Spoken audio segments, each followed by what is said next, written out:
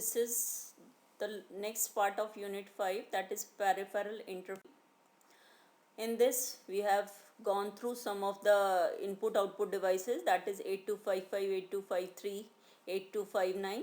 Now we will discuss about DMA controller operation, that is 8237.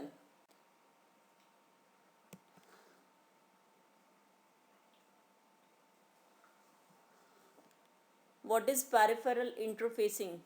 Any application of a microprocessor based system requires the transfer of data between external circuitry to the microprocessor and microprocessor to the external circuitry. User can give information to the microprocessor based system using keyboard, and user can see the result or output information.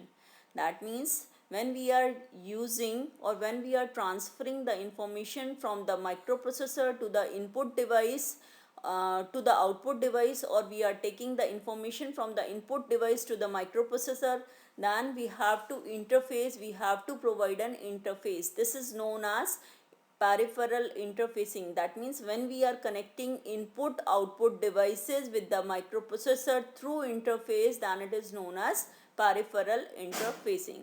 The transfer of data between keyboard and microprocessor, the microprocessor and display device is called input output data transfer.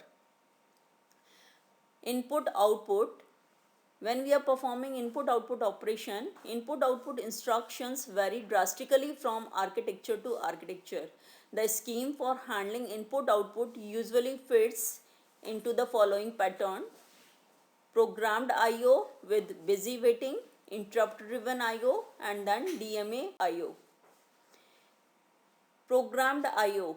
In this, CPU issues input-output command and then waits for the device until the input-output operation complete. That means in this, microprocessor is continuously polling the device status, whether the input-output device has done the operation, completed or not.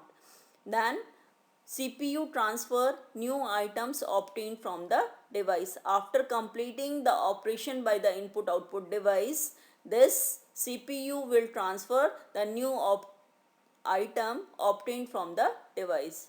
Then next is interrupt driven IO. In this, CPU issues input output command, then device interrupts CPU when complete. In this, the microprocessor is not continuously polling the device. In this, the device is giving an interrupt signal when the operation is complete. In this, CPU issues input output command when device interrupts. That means device is giving, input output device is giving an interrupt signal when the operation is complete. In this, CPU transfers new item obtained from the device. Then next is, in this interrupt driven IO, we are having direct memory access, DMA operation or DMA input output. In this, CPU asks DMA to perform transfer between input and memory. That means CPU is giving the control to the DMA, that is direct memory access, to perform the transfer of data between input output device and memory. That means in this, CPU is not involved in this data transfer. In this case, DMA issues input output command, then when input output complete, DMA transfers new item into the memory. Now programmed IO. In this, CPU has direct control over input output devices. In this, it is continuously sensing the status, it is providing the reading writing commands, it is transferring the data. In this, CPU waits for input output module to complete operation. That means CPU is continuously wasting its time for input output device to complete its operation. That means CPU is wasting its time in just waiting. In this, CPU wastes its, in the previous diagram, in this CPU is continuously busy in waiting. That means CPU time is wasted, it is not performing any fruitful work. That means it is just waiting and it is not executing any of the instruction, it is just polling the device status. In this case of interrupt driven IO, the device is overcome, that means the CPU overcomes from the busy waiting loops. There is no repeated CPU checking of the device, that means CPU is not busy in polling the status of the device or checking the status of the device continuously. This is the interrupt driven input output CPU viewpoint. In this issue read command, CPU is issuing the read command.